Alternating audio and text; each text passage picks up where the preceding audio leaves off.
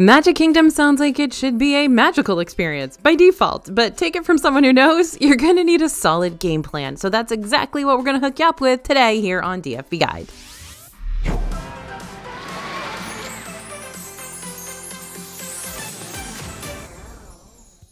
Hey everybody, it's AJ for Disney Food Blog. We might already be over halfway through the year, which was just as weird to say as it is to believe. But if you haven't been to Magic Kingdom yet and are planning on doing so in 2024, then you're gonna need a good plan of attack to help you experience all this new stuff, or new to you stuff, as well as survive the challenges that might be thrown your way. Guess it's a good thing then that you're here, since we're gonna give you just that, starting right now. Now, what if you're running late for your virtual queue? Hypothetical situation, let's say you secure a virtual queue for the new Tiana's Bayou Adventure ride or the high-speed Tron Light Cycle Run coaster. Side note, we got a full post that'll help you accomplish both of those over on the DFB website. Just search Disney Food Blog plus virtual queues into the Google search engine and our post should show up at the very top. When you secure your spot in a virtual queue, you'll be assigned a boarding group number. The boarding groups are then called in numerical order, so it may take a few hours before you get called back to the ride, which is why it's a good idea to have your notifications turned on for the My Disney Experience app. It can let you know when your number is finally up next. You don't have to keep checking. From the moment your boarding group is called, you have 1 hour to make your way to the ride and scan into the queue. But what happens if your boarding number is called right after you check in for your advanced dining reservation at Skipper Canteen? Or what if you just sat down in the Festival of the Lion King Theater way over in Animal Kingdom? Or what if Aunt Susan is taking her whole sweet time getting ready back in her hotel room even though you already gave her a 5-minute warning like 30 minutes ago? Oh, Aunt Susan. Now, because we want to give you real-world answers here and not just textbook answers, we actually sent our DFB reporters to test this theory and see what really does happen if you're super late for your virtual queue. When we asked cast members about this for Tiana's Bayou Adventure, our reporters were told that they would still be allowed into the queue, even if they were late for their callback time, even if they were really late for their callback time. And that might be the same case for you, so don't feel like you've completely messed up if you miss your boarding group window. However, this is not something that you want to push the boundaries of, because there could be days when Magic Kingdom's pretty busy, and those boarding group return times might have to be a whole lot more strict. Also, keep in mind that despite it being the older of the two rides, Tron tends to be a whole lot more strict when it comes to their boarding group times. And that's because Disney doesn't want an influx of people who were supposed to ride at the beginning of the day coming in and attempting to scan into the ride after the sun sets to experience it when the grid is all lit up. Whatever reason you might have for being late, always talk to a cast member at the front of the ride and explain the situation. While cast members might be able to still let you onto the ride, they might also have to turn you away. And if that's the case, you can always head over to guest relations at the front of the park and explain what's going on to see if there are any solutions to this predicament. Also, make sure you have screenshots taken of your virtual queue via the My Disney Experience app, and maybe even that advanced dining reservation, just to show that the two sort of completely overlapped each other, because you'll want those receipts to help your case. Ultimately, it's always best to plan for these situations ahead of time so you don't have to stress over them while you're there. So if you know you're going to try joining the Tiana's Bayou Adventure queue at 7 a.m., then you may not want to park hop somewhere that day that'll make it difficult for you to get back to Magic Kingdom before that 1 hour window flies by. And if you get the 7 a.m. drop or the 1 p.m. drop, but you have an advanced dining reservation set up, you can still cancel that reservation without penalty if you're at least 2 hours out before your ADR return time. However, if your virtual queue and dining reservation time have suddenly clashed, you'll probably want to prioritize your dining reservation to avoid the $10 per person no-show fee. Or in the case of Cinderella's Royal Table, you'll want to avoid forfeiting the price of your entire meal, which would be very hefty. This might also be a good reason to book those premium multi-pass, single-pass lightning lanes for either or both of these rides, since you can select your return times to best fit your Magic Kingdom itinerary and bypass the unpredictable virtual queue system altogether. But we'll get more into all the lightning lane mumbo-jumbo later on. Now, how about when it is just too hot? H-O-T-T-O-G-O, it can feel too hot to go to Magic Kingdom sometimes. But when I'm not busy trying to track down Magic Kingdom's tiny doors, literally there are so many of them, I'm trying to find more ways to stay cool when the temperatures get to be scalding. So here's my favorite keep cool game plan at the moment. First, you mobile order a Dole Whip from Aloha Isle. Any of those frosty treats will do, but we're pretty partial to the Tropical Serenade. If you need to kill some extra time while you're waiting for your mobile order, just stand in the middle of the Leaky Tikis right in front of the Jungle Cruise, since they'll spray you down and keep you cool. Next, pick up your Dole Whip treat and head over to Walt Disney's Enchanted Tiki Room. That way, you'll not only have a place to sit and eat your Dole Whip, since you are allowed to bring Dole Whips into the theater, but you'll also be able to experience a classic Disney attraction and sit in some nice cold air conditioning while you're at it. Bam! 15 minutes in the AC watching the birds sing words and the flowers bloom, all while enjoying a Magic Kingdom snack delicacy. Doesn't get much better than that. Now, if your kids are getting tired of waiting in hot line after hot line for each of the rides, but they still have a lot of energy they need to burn and you still want them to have a good time in Magic Kingdom, my number one suggestion is Storybook Circus. More specifically speaking, the Casey Jr. Splash and Soak Station. This is a colorful water play area where your kids are going to get absolutely soaked, and you will too if you play with them. You might also want to stand in line for Dumbo, since the queue here is actually just as much fun, if not more fun, than the Flying Elephant ride itself. Under the big top queue, kids will be able to play in an air-conditioned circus-themed playground while they wait, and every group who goes to play in the interactive part of the queue will receive a pager, much like you'll get when you're waiting in line for a restaurant, and when it's your turn to ride, your pager will alert you that it's time. Though fair warning, your kid might find it hard to pull away from the playground. Best queue ever. Now, how about when you want to celebrate the holiday season? Now that we're into the second half of the year, it's time to start thinking seriously about those seasonal Magic Kingdom holiday parties, if you aren't already. MK hosts 2 holiday parties on select nights throughout the second half of the year, which do require a separate ticket for entry. Each of the parties begins at 7 p.m. and ends at midnight. However, party guests may enter the Magic Kingdom as early as 4 p.m. All regular day guests will have to start leaving Magic Kingdom by 6 if you don't have a party ticket purchase. So if you're not planning on attending one of the parties and you don't want to get kicked out of the park early, check the Disney World website before you go to make sure you're visiting on a non-party night. Or plan to park hop to Epcot or Hollywood Studios right after 6 to keep your evening going. Aside from the exclusive party offerings, another cool part about Magic Kingdom's holiday parties is that you'll be able to experience the Magic Kingdom rides with much lower wait times. In fact, this year you can get in line for Tron and Tiana's Bayou Adventure via a normal standby queue during party hours instead of stressing over snagging a spot in the virtual queue, which might make those party tickets all the more enticing. So what are the 2 parties that are about to hit the MK scene? Well, Mickey's Not So Scary Halloween Party is up to bat first and is actually only a couple of days away from kickoff, shockingly enough, since the party in 2024 is going to run from August 9th to October 31st. This is your one and only opportunity to trick or treat inside the Magic Kingdom and dress up to the nines like your favorite Disney character, or really sport any kind of family-friendly costume as you meander around the park at night. During the party, you'll also be able to watch exclusive entertainment like the Boo-to-You Halloween Parade, literally probably the best parade in any Disney park, the Hocus Pocus Villain Spelltacular starring the Sanderson sisters, and Disney's Not So Spooky Spectacular hosted by Jack the Pumpkin King.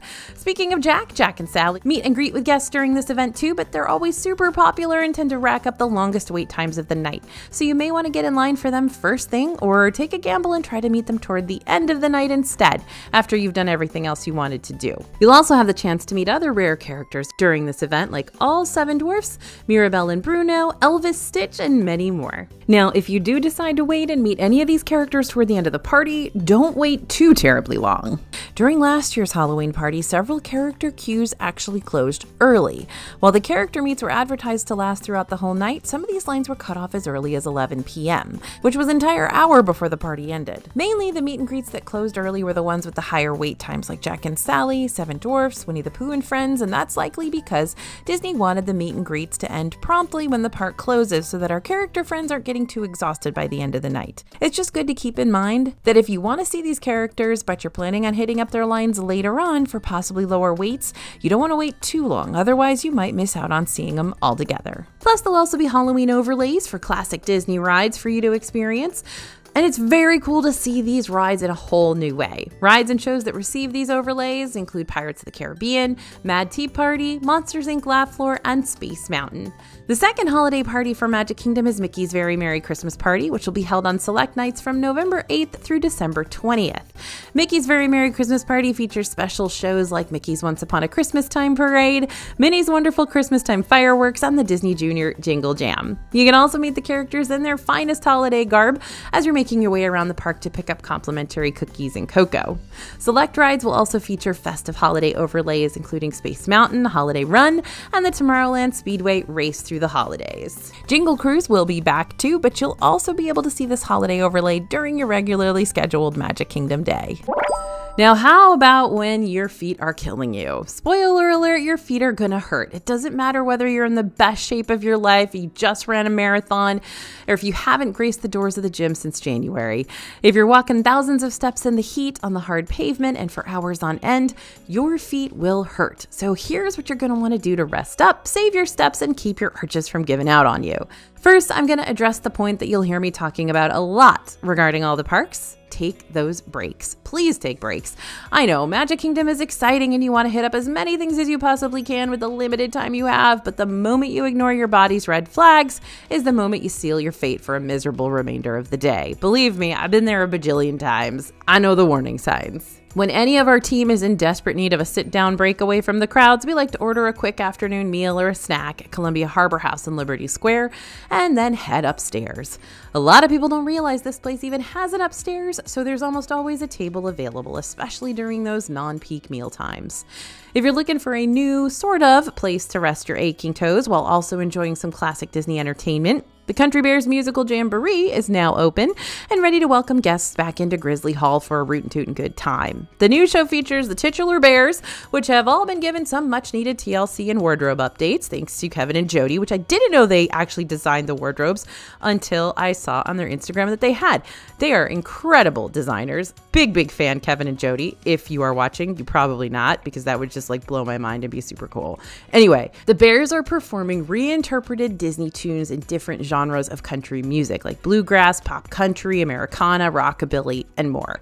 Despite it being revamped, the lines for this show still aren't awful, so you should be able to walk on in and find a seat pretty easily. Shockingly enough, one of our other favorite places for peace, quiet, and a much-needed foot rest is located right off Main Street, USA. Although there's usually a lot going on around Main Street at all times, if you turn down Center Street, located on the right-hand side if you're facing Cinderella Castle, and right by the Crystal Arts shop, you can escape the chaos and snag one of the umbrella tables here. This is also a real nice spot to enjoy lunch or a snack if you can't find seating otherwise. Oh, and here's a fun little secret for you. If you head back inside this area and it's quiet enough, you'll be able to listen and hear the sounds of the citizens of Main Street conducting music and dance lessons in the rooms above. And over in Storybook Circus, there's a relaxation zone that's literally perfect for taking a break. Not only are there comfy chairs inside this inconspicuous tent, but you can also find outlets to charge up your phone. And if you're planning on driving to the parks, be prepared for the long trek that you're going to have to embark upon to actually get to and from Magic Kingdom. When you park, you'll actually be parking at the Transportation and Ticket Center, not directly in front of Magic Kingdom.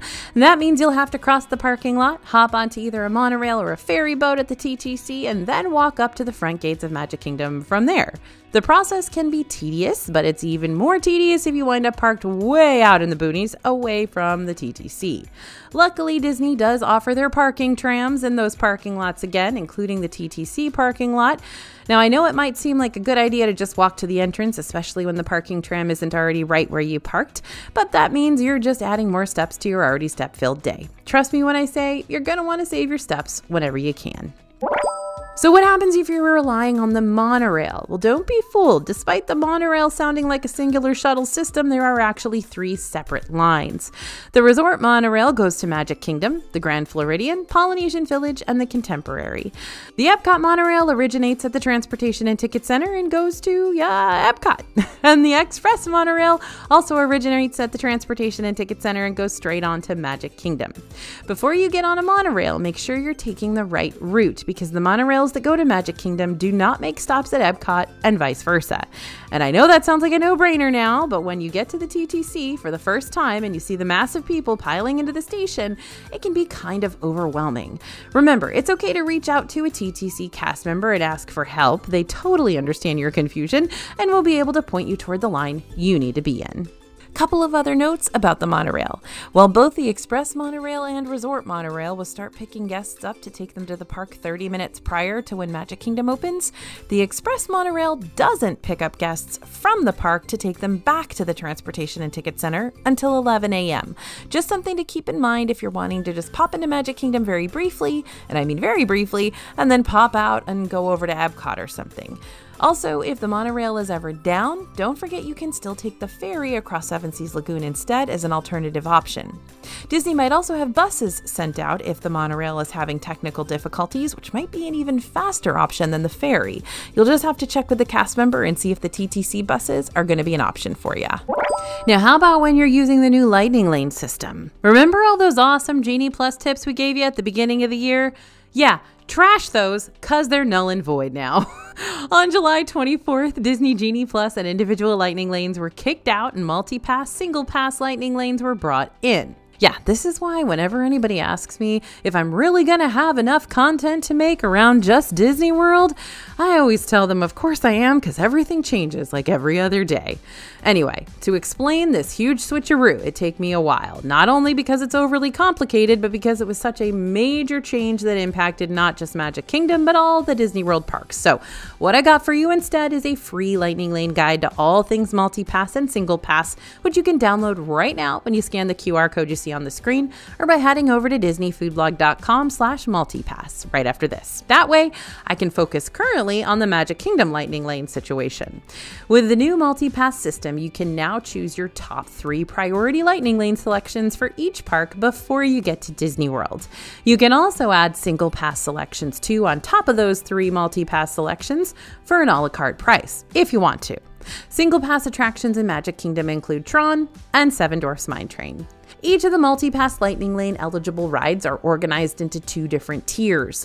The first tier, which you'll only be able to choose 1 pre-selected Lightning Lane from, includes Big Thunder Mountain Railroad, Jungle Cruise, Peter Pan's Flight, Space Mountain, and Tiana's Bayou Adventure. Because Tiana is the newest ride in Magic Kingdom, that's the first tier selection I'd recommend pre-selecting over the others. While all the other first tier lines have regular standby lines, Tiana's still uses strictly a virtual queue system, per the release of this video that is. That could totally change at any moment, and we'll let you know just as soon as it does. So if you're nervous about grabbing a virtual queue when they go live at 7 a.m. and 1 p.m. because virtual queues for Tiana's do book up fast, then this Lightning Lane might be your best chance at guaranteeing your spot in line. The second Lightning Lane tier, from which you can choose 2 selections, or all 3 selections if you want to, includes these. I'm just going to put them up on the screen right now so you don't have to listen to me read all of them. Cool. For Tier 2, I would suggest selecting the rides that are the most iconic for the park and therefore rack up longer waits than the others. So for me, that would mean locking in Pirates of the Caribbean and Haunted Mansion. Space Ranger Spin and the Many Adventures of Winnie the Pooh can also be decent pre-selection since their ride times can get pretty steep by midday. But when it comes to attractions like Dumbo, Mad Tea Party, Magic Carpets, Filler Magic, Laugh Floor, Under the Sea, for a bunch of those, the Lightning Lanes might feel like a throwaway since their wait times on average usually don't get that high. Now, how about when you're overwhelmed by all the food choices? I could talk your ear off about every single Magic Kingdom restaurant. In fact, I have done so in the past with videos like ranking every restaurant in the Magic Kingdom, which you should totally check out when you get the chance. But today I'm going to do something different. I'm going to tell you about 3 essential meals you need to plan for in Magic Kingdom, right? We're just going to make this easy. Number 1, the quick breakfast stop. Mornings and MK are your prime times to get in line for rides before everyone else funnels into the park, so you probably want a speedy breakfast that doesn't slow you down. If you're in the mood for something savory, you can head to the Friar's Nook in Fantasyland and mobile order some sausage and gravy tots for a breakfast or a breakfast sandwich. You can also mobile order your Joffrey's coffee here too and skip over the super chaotic coffee lines that'll be filling up Main Street USA. For something on the sweeter side of things, one of our favorite breakfast options of all time is the warm cinnamon roll over at Gaston's Tavern, topped with caramel sauce and that drippy gooey icing. And for a nice mix of sweet and savory options, the lunching pad in Tomorrowland has a breakfast bowl with tots, a cheese omelet, chili queso, and sour cream, or you can order the sticky bubble bread, which is rolled in cinnamon, caramel, and warm spices. Meal number 2 you want to plan for, the unique character experience. While Magic Kingdom's character dining is expensive can be, it might also be essential for you if you're wanting that quintessential Disney experience while simultaneously enjoying a hearty table service option. First, there's the ever so popular Cinderella's Royal Table, which allows you to dine inside Cinderella Castle and also meet a bunch of the most popular Disney princesses. Then there's Crystal Palace, a buffet spot that's home to character dining with Winnie the Pooh, Tigger, Piglet, and Eeyore. And while this next place isn't a full-on character dining experience per se, you might also want to consider booking a reservation at Be Our Guest restaurant, since you'll get to enjoy a French-inspired prix-fixe meal inside the Beast's castle and also see the Beast make his grand appearance at some point during your lunch or dinner. He's not going to come up and greet you at your table, but he is going to walk around and kind of look at everybody and be sort of, like a prince in his castle. That's how it's going to feel. Now, your third meal you want to plan for, the pre-fireworks meal. This is the dinner that you either A, eat quickly before you start staking out your spot for the happily ever after fireworks, or B, order and take on the go with you to eat in front of Cinderella Castle while you wait. One of our personal favorite pre-firework meals is Casey's Corner, which you'll find right there on the end of Main Street, USA. Here you can order hot dogs, French fries, and those little corn dog nuggets, which are 10 times better when you order a $1 cup of plastic cheese to dip them in. But this is me we're talking about here, and plastic cheese is always an essential Disney meal in my book. Now, Cosmic Rays Starlight Cafe in Tomorrowland is another solid pre-fireworks spot that has burgers and sandwiches and, of course, my favorite, chicken tenders. The big problem with this one is it can get really busy in here during peak meal times. But if you can't find a table, you can always ask for to-go containers at the counter. Then pack up your meal and take it with you over to the Castle Hub. With so many places to eat in Magic Kingdom, you'll most likely want to turn to a reliable and detailed guide to really help you nail down all the rest of your dining plans and figure out the right dining itinerary for you. Which is, of course, why we wrote the DFB Guide to Walt Disney World Dining in the first place. Inside this multi-part guide, we've got reviews and pictures and details about not just every Magic Kingdom restaurant, but every restaurant in Disney World, period, all packed into one digital download. If you're interested, head to dfbstore.com and pick up your copy. And don't forget to type in code YouTube to save some money before you check out. Don't forget, these books are 100% money back guaranteed. If you don't like it, that's absolutely fine. I get it. Just let us know and we'll get your money back to you, and you still get to keep the guide. Now, what if you want to do something completely unexpected when you're in Magic Kingdom? Even if you're not big into the Disney scene, there are some iconic Magic Kingdom attractions you just already know are the stars of the show, because those are the attractions talked about most often. This is like Cinderella Castle, Jungle Cruise, Haunted Mansion, the real spotlight stealers. But each Magic Kingdom area also has some super under the radar experiences too, that you could just as easily fill your day with. So if you want to do the most unexpected activity in each Magic Kingdom land, here's a quick mini Magic Kingdom itinerary for you that'll be super different from everybody else's. First, start your day in Tomorrowland and pick up an iced coffee float from Anti-Gravity's Galactic Goodies. Be sure to ask for the salted caramel ice cream because that just hits different. Then you can make your way over to Enchanted Tales with Belle in Fantasyland, where you can actually meet the real live Belle and help her retell the story of Beauty and the Beast inside Beast's Enchanted Library. While you're in the area, you'll also want to try out Fantasyland's newest interactive experience, Smellephants on Parade. Smellephants is a scavenger hunt-like walkthrough where you can breathe in the sweet, salty, and savory scents of the circus. Each new elephant character is designed to remind you of a classic circus carnival-related treat, and each elephant has a special scent for you to enjoy. To start your adventure, you'll pick up a map at the ticket booth in front of Big Top Souvenirs. After a quick stop in Gaston's Tavern to try one of the new snack items on the menu, like the creme brulee croissant or the more savory ham and Gruyere tart, I love it, you'll be all fueled and ready to ride the Liberty Square riverboat in Liberty Square, which is a slow-moving boat ride aboard a real steam-powered riverboat that takes you around the rivers of America. Now it's time to venture off to Tom Sawyer Island inside Frontierland to explore the caves and play in Fort Longhorn. Be honest, how often do you actually go to Tom Sawyer Island? I know, you've never, right? Okay. Now, once you're off the island, you can order another quick snack or snacks from the Westward Ho kiosk to try the candied bacon skewer, corn dog nuggets, or jalapeno poppers, which is going to get you all nice and fueled up before your immersive and free scavenger hunt experience, A Pirate's Adventure Treasures of the Seven Seas over in Adventureland. You can join this interactive activity over at the Crow's Nest, located just outside the Adventureland entrance, when you're coming in from the Frontierland side. After you get your fill of treasure hunting, head over to Main Street USA and check in for your reservation at Harmony Barbershop. That way you can get all spiffed up with a shave and a haircut before you check into your later afternoon meal at Tony's Town Square, which is also in Main Street, USA. Now, if you can time your visit just right, ask the host up front if you can get a table outside so you can watch the Festival of Fantasy parade from a super unique vantage point. Showtimes for the parade may vary, but typically it happens around the 3 p.m. hour. Check your My Disney Experience app on the day of your visit so you can see the updated showtimes and avoid missing out. Don't forget to get the garlic bread and the mozzarella sticks while you're here. They're highly recommended. Now, there's so much more to experience in Magic Kingdom beyond the epic strategies we laid out for you today, so make sure to keep tuning back here for more Magic Kingdom tips and tricks to come. Don't forget to pick up your free MultiPass guide over at disneyfoodblog.com/multipass as soon as you can. Thanks for listening, everyone, and thanks for watching. As always, this is AJ for Disney Food Blog, and we'll see you real soon.